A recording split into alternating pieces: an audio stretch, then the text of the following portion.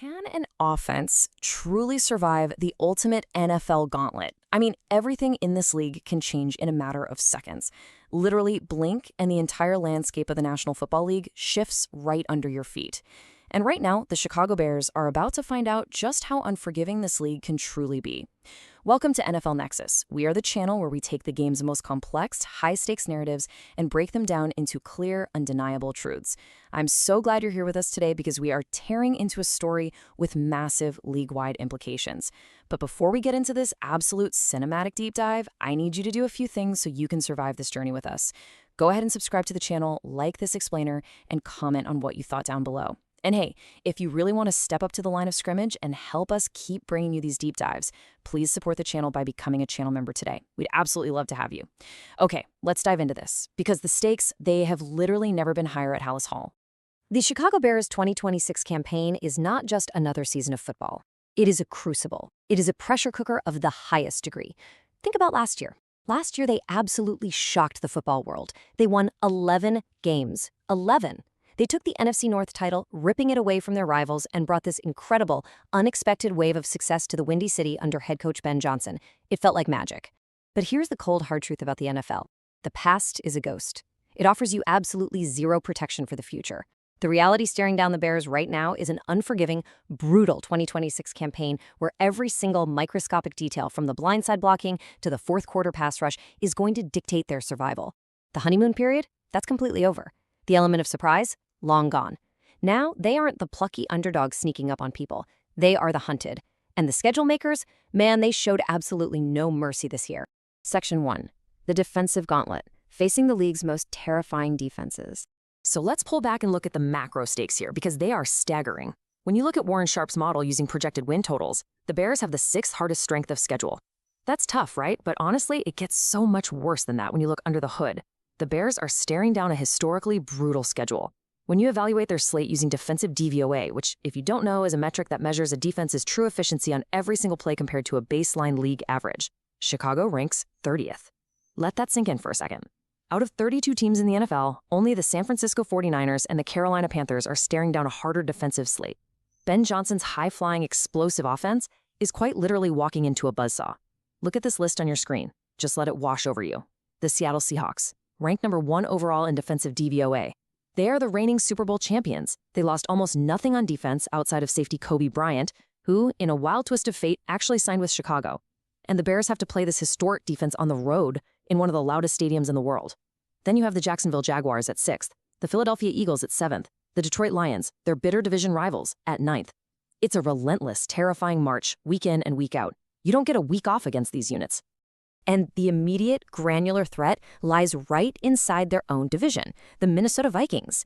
They were ranked 3rd in defensive DVOA last year. Brian Flores is a defensive mastermind. He thrives on creating absolute chaos at the line of scrimmage, and last season, his unit had the Bears' number. They suffocated them. They held Chicago to just 19 and 24 points in their 2 meetings. I want you to think about the magnitude of this. The Bears have to face Flores twice again this year. In a division where the Lions have a top 10 defense and the Packers are always a threat, the margin for error against Minnesota is absolutely zero. If you stumble against this Vikings defense, you could lose the division. This gauntlet isn't just a statistical anomaly. It has very real, very immediate consequences for Chicago's playoff hopes. Section 2. Chasing Elite Efficiency, Caleb Williams' Year 2 Mission. So how do you survive a defensive gauntlet like that? You have to zoom in on the internal struggle happening right now at Hallis Hall. We have to shift our focus to the single most important position in all of professional sports, the quarterback. Caleb Williams is entering year 2. This is his 2nd season under head coach Ben Johnson and his 1st with the new offensive coordinator, Press Taylor. Now, last year, Williams took massive strides. He proved he belongs. He benefited greatly from having Johnson as his primary play caller. But it was far from perfect. There were growing pains. But now, the information is no longer foreign to him. He isn't swimming in a new playbook anymore. The mission has entirely changed from simply understanding the plays to executing them with lethal robotic precision. Listen to the gravity in this quote from quarterbacks coach J.T. Barrett. He said, "He has better understanding of why we do things and what's the reason. For him, you'll just be able to see a growth of operation and execution of the offense. He has more ownership of it." Growth of operation. That is a heavy, heavily loaded phrase in the NFL. That doesn't just mean throwing a tighter spiral. It means getting the team into the exact right checks at the line of scrimmage, while 50,000 fans are screaming. It means flawless communication in the face of disguised coverages from guys like Brian Flores. Williams must completely, totally master the nuances of this offense, because those terrifying defenses we just talked about, they will instantly and devour a quarterback who is merely trying to manage the game. Which brings us to the absolute crucial point. This number right here, 70. This isn't just a random statistic pulled out of thin air. This is Ben Johnson's absolute non-negotiable target for an elite completion percentage. Now look, anything close to 65% would be a phenomenal stepping stone for Williams in year 2. But 70%? That is the holy grail of offensive efficiency. When you hit 70%, you are dictating the terms of the game. To get there, the execution across the board must be completely flawless. Williams has to drastically improve his pinpoint accuracy on those intermediate throws. And to be fair, it's not entirely on his shoulders. His pass catchers simply must drop fewer passes. Barrett specifically noted that having returning weapons, running the same route concepts they ran last year, and having that built-in, unspoken familiarity is exactly what will push Williams toward that 70% mark. But here's the catch. A quarterback cannot be efficient if he's constantly peeling himself off the turf. Section 3. The blindside battle, protecting the franchise. Because if surviving this defensive gauntlet requires a 70% completion rate, you absolutely have to keep Caleb Williams upright. It is non-negotiable. Last offseason, the Bears did a lot of work. They rebuilt the interior of the line, but left tackle was a massive, glaring question mark. And the terrifying part? It remains one today. The timeline from 2025 at this position is chaotic, and frankly, it's terrifying if you're a Bears fan. Braxton Jones won the job in week 1. Okay, great. But 4 weeks later, he was benched for Theo Benedette. Then, the Bears thought they struck absolute gold. They thought they found a gem in second-round rookie Ozzie Trapulo, until absolute tragedy struck in the playoffs with a devastating patellar tendon injury, a heartbreaking setback. So now, going into 2026, the Bears are completely back to square one with an intense, do-or-die positional battle for the blind side. On one side, you have Braxton Jones. He has been grinding all offseason after signing a 1-year prove-it deal. He's literally fighting for his professional life right now to regain that starting spot. On the other side, Jedrick Wills Jr., a former first-round pick, a massive revitalization project, who literally took the entire 2025 season off just to get his body healthy enough to compete again at the NFL level. It's a huge gamble. And hovering in the background like a shadow is last year's mid-season replacement, Theo Benedette, still looming as a very real, very dangerous threat to take the job from both of them. Just let this heavy reality sink in with this quote from offensive line coach Dan Ruchar. He flat out said, "I don't think anybody goes in as the lead. We certainly put value in the veteran, in Braxton, so we'll let that thing play out." The most critical position on the offensive line, the man tasked with protecting the blind side of your franchise quarterback against the hardest defensive schedule in the NFL, is a complete, utter unknown heading into OTAs. That isn't just an off-season storyline to chat about. That is a volatile situation that could literally derail an entire season before it even kicks off. If Caleb Williams doesn't trust his left tackle, the entire 70% efficiency dream falls apart. Section 4. The center showdown. Veteran Polish versus rookie power. And the uncertainty, it doesn't stop on the edge. The sudden, incredibly shocking retirement of Pro Bowl center Drew Dahlman earlier this offseason sent absolute shockwaves through Hallis Hall. You do not just easily replace a Pro Bowler in the middle of your offensive line, especially not one who sets the protections for a young quarterback. The Bears were forced into a corner. They had to sink massive assets into the position, creating another incredibly high-stakes battle right over the football. So to fill that void, we have a true showdown. In one corner, you have the veteran, Garrett Bradbury. He's coming off a Super Bowl start with the New England Patriots, and he has a rich and credible history playing to the right of All-Pro left guard Joe Thuney. He knows what championship football looks like. He is the early favorite entering the final year of his contract. But in the other corner, you have the highly touted rookie power, Logan Jones, a second-round draft pick out of Iowa. And we all know Iowa is arguably the top offensive line factory in all of college football.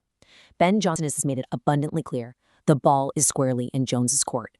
Can the rookie prove he is ready to be a day-one starter against these terrifying defensive fronts, or will Chicago be forced to rely on veteran polish? Jones himself said it best. He said, "I'm not going to be perfect. Keep it simple and run off the ball and block." It sounds simple, but the winner of this battle will literally be the heartbeat of the entire offensive operation.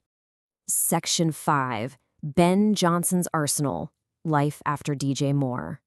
But look, a quarterback needs more than just a clean pocket, right? He needs elite weapons to hit that elusive 70% completion mark. And we have to talk about the elephant in the room. The reality of life after DJ Moore is extremely heavy.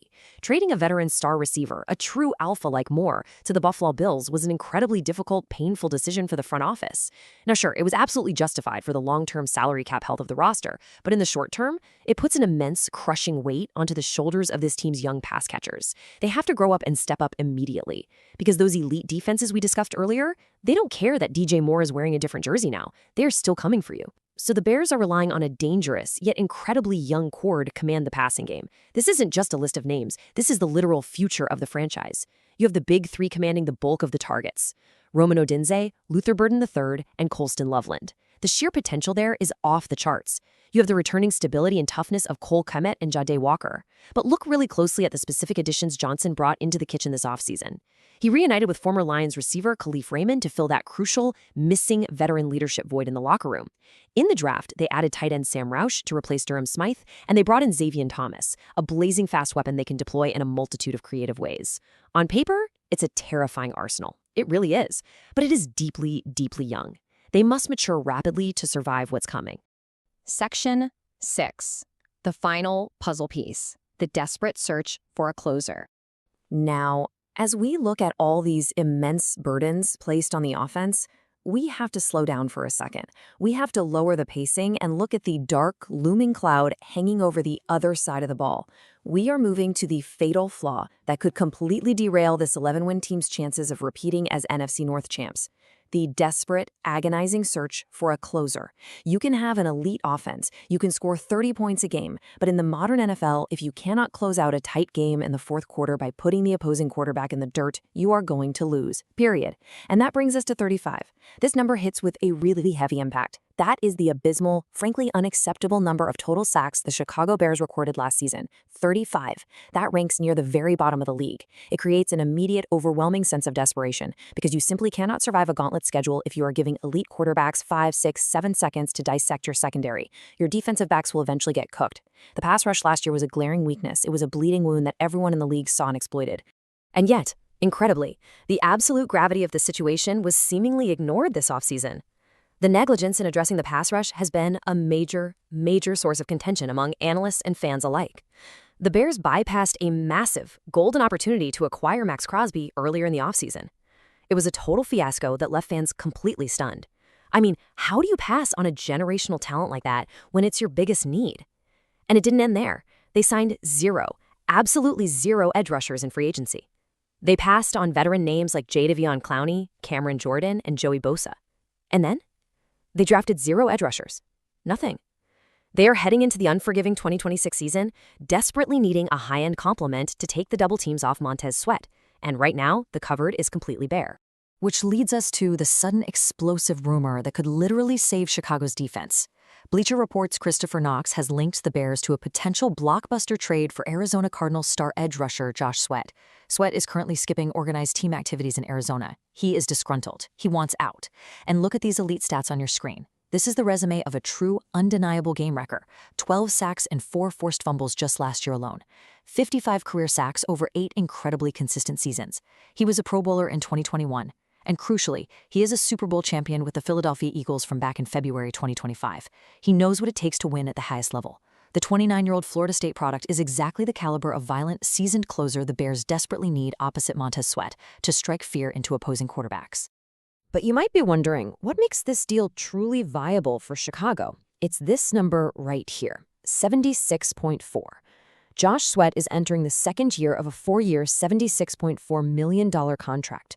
Now, in the hyperinflated economy of NFL edge rushers, where guys are getting paid astronomical numbers, this actually makes him an incredibly enticing, realistic budget alternative to a massive, cap-destroying swing like Max Crosby. The money works, the absolute desperate need is undeniable, and the player is deeply unhappy in his current situation. The stars are aligning perfectly for a sudden, landscape-altering trade right before training camp.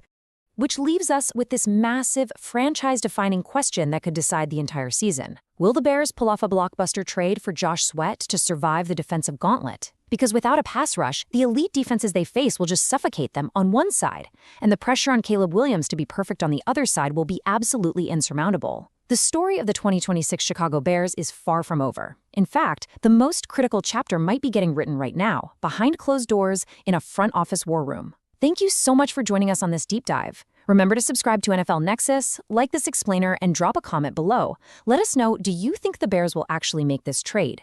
And please support the channel by becoming a member so we can keep making these deep dives for you. We'll see you next time as we continue to decode the ultimate chess match of the NFL.